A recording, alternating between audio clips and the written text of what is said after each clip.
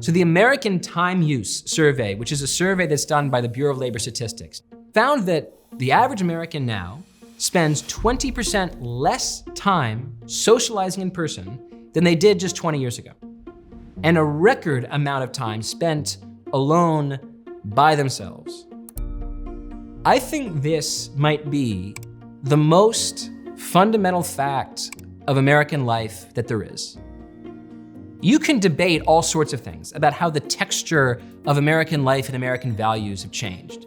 What you can't debate is the sheer, objective, existential fact that Americans are more alone than ever, and that in many ways, we're choosing this aloneness. I'm Derek Thompson, I'm a journalist, and I'm the co-author of the book Abundance with Ezra Klein.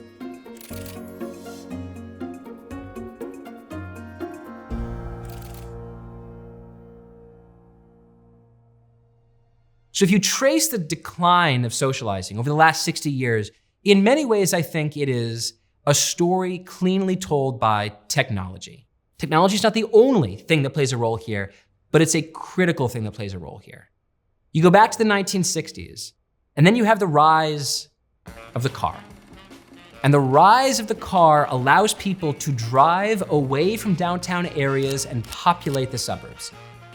In this way, you could say the car privatized American lives. But then, right after the popularization of the car, you have the invention of the television. And if the car privatized American lives, I think the television privatized American leisure. People chose to spend their leisure time just sitting on a couch watching the tube. There's this amazing statistic that between the 1960s and the 1990s, the average American gained about 300 hours of leisure time every single year. You can sort of step back and think, like, if someone told you that you had an extra 300 hours added to your waking consciousness in the next 12 months, what would you do with it? Would you learn another language? Would you read the Odyssey? Would you spend more time with your kids? Would you pick up sewing or pottery? Well, it turns out that Americans actually had this gift in the second half of the 20th century, and they spent those extra 300 hours of leisure doing almost exclusively one thing: watching more television. So then you get in the 21st century, and if the car privatized American lives and the television privatized American leisure, the smartphone privatized our attention. Smartphones allow us to be alone even when we're around other people.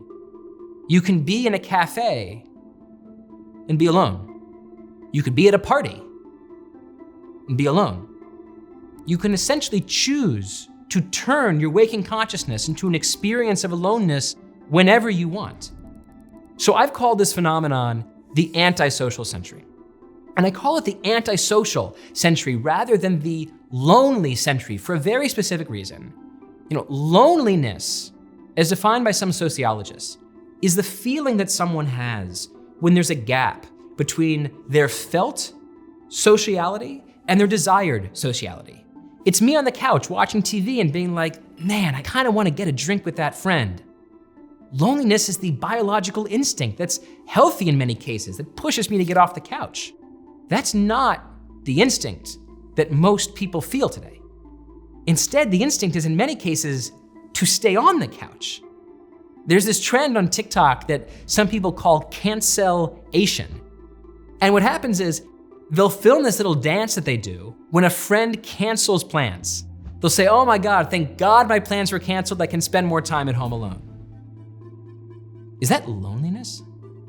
No, that's the opposite of loneliness. That's someone celebrating when the opportunity to socialize is canceled. That's the decision to be alone, an anti-social decision, not an expression of healthy loneliness. And what's happening here, I think, is actually really interesting. Like at a level of biochemistry, I think it's absolutely fascinating, because here's what I think is happening. I think a lot of people are experiencing their leisure time by dumping their attention into their phone. And as they're flicking through TikTok and they're flicking through Instagram, they're thinking, dopamine hit, dopamine hit, dopamine hit. And what happens sometimes when we experience a really high dopamine period is that our reserve levels, our so-called tonic levels of dopamine, drop. And so we're spending all this time on our phones, we put our phone down, and we're like a little exhausted. Maybe a friend texts at that very moment and says, hey, you wanna get a drink? Hey, you wanna get dinner? Hey, you wanna just hang out outside the house? And what populates in our head is all the various ways that the adventure of leaving our home could actually be a misadventure. Ugh, I gotta do my hair, maybe I have to do my makeup, I have to find the new jeans that I wanna wear, I have to travel to meet them, I might not be able to park, the subway might be delayed, it might be a boring conversation with them, I'm not so sure that I have the emotional energy to be there for my friend right now. And so we say no, and instead we just go back to our phones.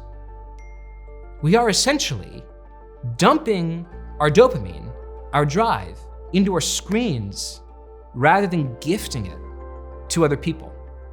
We're reserving our energy for glass rather than actual friendship. You can almost think about this as like a total life scale effect, where teenagers, by record, have fewer friends and spend less time hanging out. 20-somethings are dating less. 30-somethings are marrying less. And 40-somethings have fewer kids. Those are the social costs of the antisocial century. It's a world where people who might be biochemically tricked to not listen to the voice of loneliness, the biological urge to be with people, demanding too much aloneness for themselves. So much aloneness that it's actually bad for them. And the costs of this at an emotional and psychological level are obvious. Rates of anxiety are going through the roof. Rates of social anxiety are going through the roof. Young people have never been more depressed or never said they had fewer friends. We're doing this to ourselves and we don't have to. So I'm a natural optimist. I think we can fix this problem, but before we talk about how to fix this problem, I think I have to be a realist and discuss how it could get worse. So right now we're seeing the rise of generative AI. And one way that people are using AI is not just to use large language models like ChatGPT to, say, ask questions like a search engine. Many of us are treating it like a friend. There's this company, Character AI, that has tens of millions of users. These are people who are essentially developing emotional relationships with chatbots. I find this future that we're sleepwalking into to be both plausible and extremely scary. And yes, people are gonna hear like, oh, you're just recreating the plot line of Her. This is not a prediction. This is just you reciting the summary of a movie that came out a decade ago. But I think it's worth taking seriously the fact that many young people today have a relationship with their friends that exists almost exclusively through the phone, through texting, and maybe sometimes calls, but mostly texting and sharing memes. When you're texting with someone, like phenomenologically, what's your relationship with them? You're just exchanging bubbles. Here's my text bubble, here's your text bubble, here's my text bubble. At a level of experience, phenomenology, what is the real difference between texting a friend and texting an AI?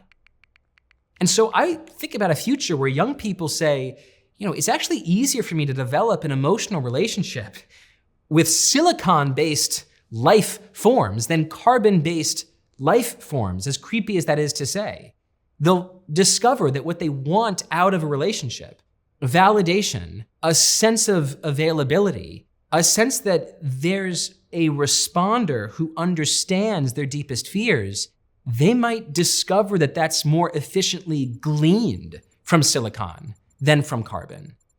Which is why I'm worried that it's like we're blazing a trail upon which AI companions will easily walk. But I'm a fundamentally optimistic person, and I think that these problems can be solved.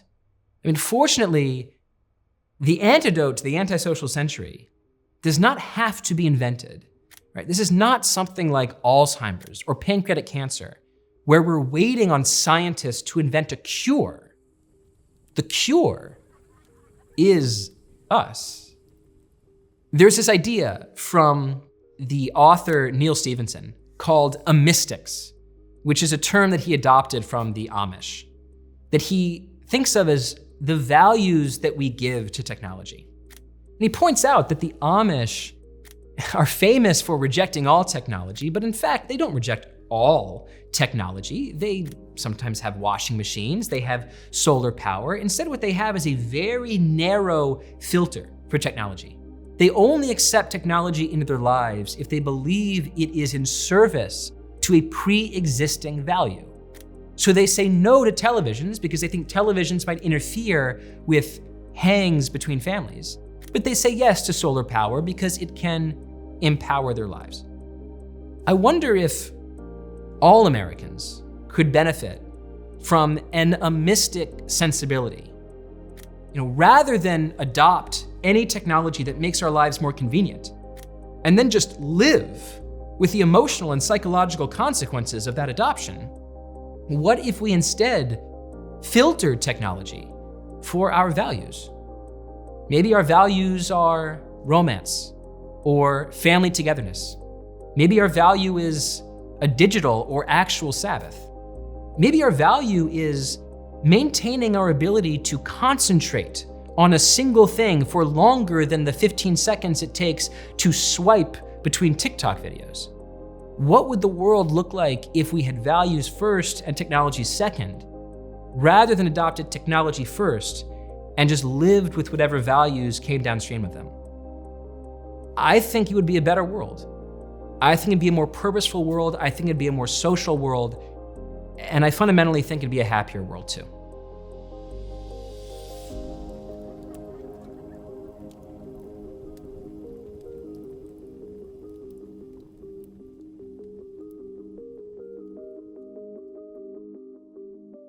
Want to support the channel? Join the Big Think members community where you get access to videos early, ad-free.